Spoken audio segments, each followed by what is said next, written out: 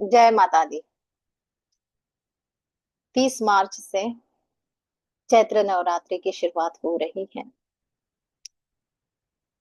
माँ भगवती, माँ, ये शब्द बोलते ही हमारे जीवन में एक सुकून और शांति का अनुभव हम करते हैं।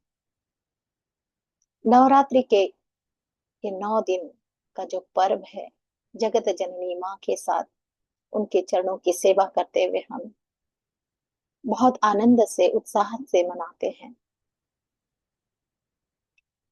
और 30 मार्च को ही नव वर्ष की भी शुरुआत हो रही है।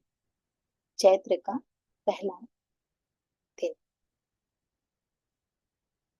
तो अब आता है कि नवरात्रि का पर्व मनाना है तो कलश की स्थापना कैसे करना है, उसका मुहूर्त क्या है, कैसे करना चाहिए, उस समय हमें क्या खाना चाहिए, उपवास करना चाहिए। ये बहुत सारी चीजें हमारे मन में होती है।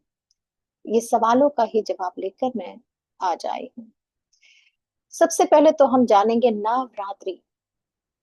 नौ, 9 दिन ही क्यों, नवरात्रि ही क्यों कहा जाता है? क्योंकि नौ का बहुत ही महत्व है। नौ का अगर हम टेबल बोलते हैं, 9 दूने 18, 8 और 1 9, नौ तिया 27, 7 और 2 9, ऐसे आप पूरा टेबल अगर करेंगे तो आपको पूरे टेबल में 9 का ही अंक आएगा। इसलिए नौ का इम्पोर्टेंस बहुत ज्यादा है। हमारा जब जन्म होता है, माँ के गर्भ में होते हैं, तो 9 महीने ही हम माँ के गर्भ में होते हैं। तो नौ का बहुत ही महत्व है। और आज हम नवरात्रि के ही बारे में बात करेंगे। तो नवरात्रि का शुभ मुहूर्त जो है, सुबह 6:17 से लेकर आप 10:24 तक कर सकते हैं। जो कलश स्थापना का विधान है वो आप कर सकते हैं। याद रखिए, कलश की स्थापना हमेशा दिन में होनी चाहिए, रात में नहीं होनी चाहिए। साधना आप रात में कर सकते हैं, पूजा आप रात में कर सकते हैं, परंतु कलश की स्थापना दिन में ही होना जरूरी होती है। और इस बार माँ हाथी पर आ रही है और हाथी के ही सवारी पर वो जाएगी। ऐसा क्यों है कि देवी भागवत पुराण में कहा गया है कि रविवार के दिन और सोमवार के दिन अगर नवरात्रि पड़ती है तो माँ हाथी पर आती है, और गुरुवार और शुक्रवार के दिन अगर नवरात्रि पड़ती है तो माँ डोली में आती है, और शनिवार और मंगलवार के दिन अगर नवरात्रि आती है तो माँ घोड़े की सवारी करके आती है। तो इस बार माँ हाथी पर आ रही है। तो सुबह का मुहूर्त तो सबसे अच्छा मुहूर्त है कलश की स्थापना करने के लिए। वैसे ही हम लोगों को दिव्यता से, सुकून और शांति के साथ माँ की पूजा करना चाहिए। पूजा करते समय हमें क्या करना चाहिए, कलश की स्थापना कैसे करना चाहिए, ये बहुत सारे जो सवाल हमारे मन में होता है, भ्रांतियां भी हमारे मन में आती है कि अगर हमसे कुछ गलत हो गया तो हम माँ रुष्ट हो जाएगी। देखिए, सबसे पहले तो हमें ये भ्रांतियां अपने अंदर से निकालना चाहिए, क्योंकि माँ कभी भी किसी से रुष्ट नहीं होती है। माँ दया का स्वरूप है। इसलिए जो भी आप पूजा करते हैं, उनको भक्ति भाव से, उनको समर्पण भाव से सरेंडर करते हुए, समर्पण भाव से ये पूजा आपको समर्पण कर रहे हैं। माँ, हमें ज्ञान नहीं है, लेकिन कोई कमी और त्रुटि रह गई है तो माँ हमें क्षमा करना। इस प्रकार से भी आप कह के कर सकते हैं। डरना नहीं है, भगवान से कभी डरना नहीं है, माँ से कभी डरना नहीं है, क्योंकि आप उनके बच्चे हैं। कभी माँ रुष्ट होती है बच्चों से कभी? हम्म? तो जगत जननी माँ आपसे कैसे रुष्ट हो सकती? तो चलिए अभी हम जानते हैं कि हमें करना क्या चाहिए। तो घट स्थापना करने के लिए आप एक मिट्टी का जो बर्तन आता है, मार्केट में इजीली मिल जाता है, आप उस मिट्टी के बर्तन को ला सकते हैं। और एक चौकी रखते हुए, चौकी पर आप लाल कपड़ा बिछा सकते हैं। उसके ऊपर जब ये कलश जो रखते हैं, कलश में हमें क्या डालना चाहिए, तो जब मिट्टी का पात्र आप लाते हैं उसमें मिट्टी रखना है और उसमें जौ बोना है। और रात में ही अगर वो जौ को अगर आप थोड़ा सा भिगो के रखते हैं तो वो बहुत अच्छे से ग्रोथ होती है, क्योंकि कहा जाता है जितनी ग्रोथ होती है उतनी माँ प्रसन्न होती है। तो इसलिए बहुत जरूरी है कि वो मिट्टी का पात्र ला के आप उसमें जो है जौ बो देना है। उसके बाद आप एक छोटा सा कलश लेंगे, वो भी मिट्टी का पात्र हो तो बहुत अच्छा होगा। और उसमें भी हम लोगों को जल लेना है, उसमें गंगा जल या कोई तीर्थ का जल है, आप वो जल भी उसमें डाल सकते हैं। उसमें एक हल्दी का, समूची हल्दी जो है एक टुकड़ा जरूर से डालना चाहिए। एक गांठ, टुकड़ा नहीं, एक गांठ डालनी चाहिए। एक सुपारी भी डालनी चाहिए। हल्दी क्यों? क्योंकि हल्दी इसलिए डाली जाती है कि अगर आपके साथ कोई टोना टटका तंत्र बाधा कुछ भी हो तो आप उससे मुक्त रहते हैं। इस और एक सुपारी भी, कि सुपारी डालने से भी आपका मन शांत और बुद्धि आपकी बहुत तीव्र होने लगती है, इसलिए एक सुपारी भी डाल सकते हैं आप। उसमें एक सिक्का, चांदी का सिक्का हो तो बहुत अच्छा होगा, एक सिक्का उसमें डाल दीजिए। और इस प्रकार से आप चाहे तो उसमें बहुत कुछ डाल सकते हैं। आप तो लौंग भी डाल सकते हैं, इलायची भी डाल सकते हैं। अब इस प्रकार से वो जल में आपको रखना है, उसके ऊपर हमें पत्ते रखना है। तो आम के पत्ते भी आप रख सकते हैं, 5 तरीके के पत्ते भी आप रख सकते हैं। और उसके ऊपर एक छोटे से कटोरी में आप चावल रखेंगे। और उसी के ऊपर आप ये नारियल रखेंगे।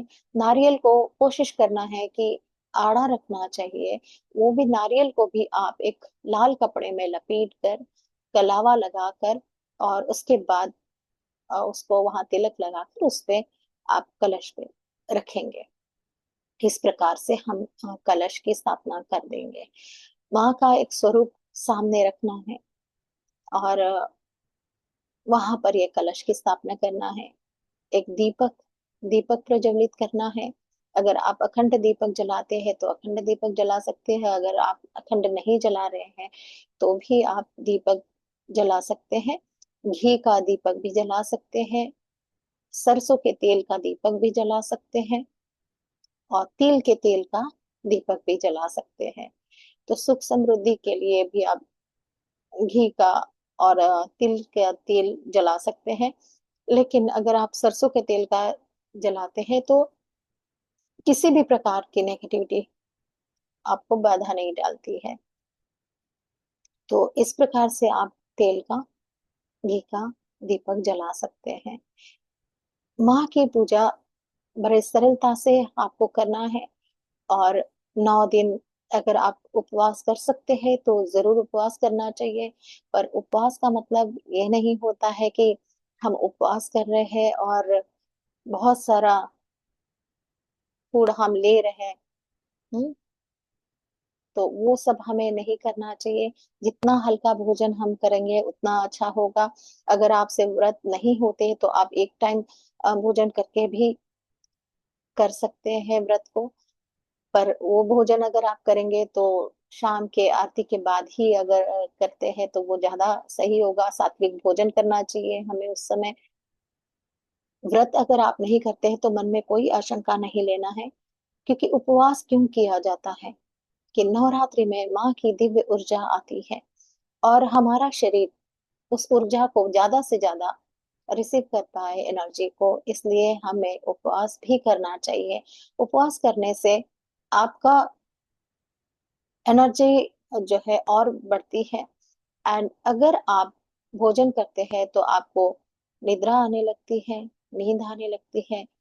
और आधी एनर्जी तो आपका वो भोजन पचाने में ही चली जाती है। इसलिए नवरात्र के दिन में अगर आप फल फ्रूट्स, दूध, दही इस प्रकार से अगर भोजन करते हैं तो बहुत अच्छा होगा। सात्विक भोजन करने की कोशिश करना है। गंगा जल से हमेशा जो पवित्रता हम रखते हैं, तो गंगा जल भी स्प्रिंकल कर सकते हैं आप अपने घर में उस समय। और व्रत का विधान तो इस प्रकार से हो गया। आप चाहे तो घर पर छोटा सा हवन भी कर सकते हैं। और हवन की सामग्री में भी आपको बहुत ज्यादा कुछ लेने की आवश्यकता भी नहीं है। छोटा सा हवन कुंड ले सकते हैं। उस हवन कुंड में गाय के गोबर के जो उपले होते हैं, वो उससे प्रज्वलित करना है उसको, कपूर डाल के, बाती लगा के। और उसके साथ आप माँ के नामों के साथ आप हवन कर सकते हैं। और विधान तो माँ के 32 नामों का भी है। अगर आप माँ के 32 नामों का भी स्मरण करते हैं नवरात्र में, तो माँ बहुत प्रसन्न होती है, आपके काम कार्य भी पूर्ण होते हैं, रुके हुए काम भी पूर्ण होते हैं। 32 नाम की महिमा तो बहुत बताई गई है, माँ ने स्वयं वर्णन की है। तो देवी भागवत पुराण में बहुत सारी आपको ज्ञान की प्राप्ति हो जाती है। माँ ने स्वयं जो बातें बताई है वही चीज आपको भी बताई जा रही है। तो 32 नाम आप ले सकते हैं। 32 नाम का हवन भी किया जा सकता है। तो 32 नाम का हवन कोई 108 कर सकता है, 1000 कर सकते हैं, 30,000 कर सकते हैं। लेकिन अगर 32 नामों का अगर हवन करते हैं, तो वो हवन आप किसी अनुष्ठान के साथ अगर कर रहे हैं, तो आपको सफेद तिल और शहद, इसका हवन करना चाहिए, साथ में घी। इस प्रकार से 32 नामों के साथ माँ का हवन करना चाहिए अगर कोई अनुष्ठान आप चाहते हैं। अदरवाइज और जो आप जैसा हवन नॉर्मल हवन करते हैं वो आप करते रहिए, लेकिन ये अनुष्ठान के लिए अगर करना है तो 32 नामों का हवन आप कर सकते हो। अगर आप हवन नहीं कर रहे हैं, तो उनका नाम स्मरण करते रहे माँ का, तो भी आपके जीवन में सुख और आनंद का अनुभव अवश्य होगा। जब भी आप किसी बाधा में, परेशानी में फंसे हुए, कोई काम हमारा नहीं बन रहा है, माँ के 32 नामों को अगर आप लेते हैं, तो आपके जीवन में सारे संकटों से आपको मुक्ति मिल सकती है। आप दुर्गा सप्तशती पाठ भी पढ़ सकते हैं, सिद्ध कुंजी का भी आप पढ़ सकते हैं। इस प्रकार से पाठ को भी आप संपन्न कर सकते हैं। तो माँ दुर्गा जी की दिव्य ऊर्जा के साथ आप इस प्रकार से ध्यान साधना कर सकते हैं। रात्रि के समय अगर आप ध्यान करते हैं, क्योंकि नवरात्रि रात्रि कहा जाता है, दिन नहीं कहा जाता है, रात्रि कहा जाता है, तो साधना ही रात में ही की जाती है माँ की। तो कोशिश करिए कि आप शुद्धता से, पवित्र भाव से, और माँ की ये इस दिव्य ऊर्जा को आप सभी लोग स्वीकार करें अच्छे से, अपने परिवारजनों के साथ ये पर्व, नवरात्रि का पर्व बहुत अच्छे से मनाएं। और बस यही चीज मैं चाहती हूँ कि जीवन के हर क्षेत्र में जब भी आपको कोई मुसीबत और कठिनाई महसूस होती है, आप इस माँ के 32 नामों का स्मरण करेंगे, आप हर कष्टों से, दुखों से माँ आपको मुक्त करेगी। जय माई की।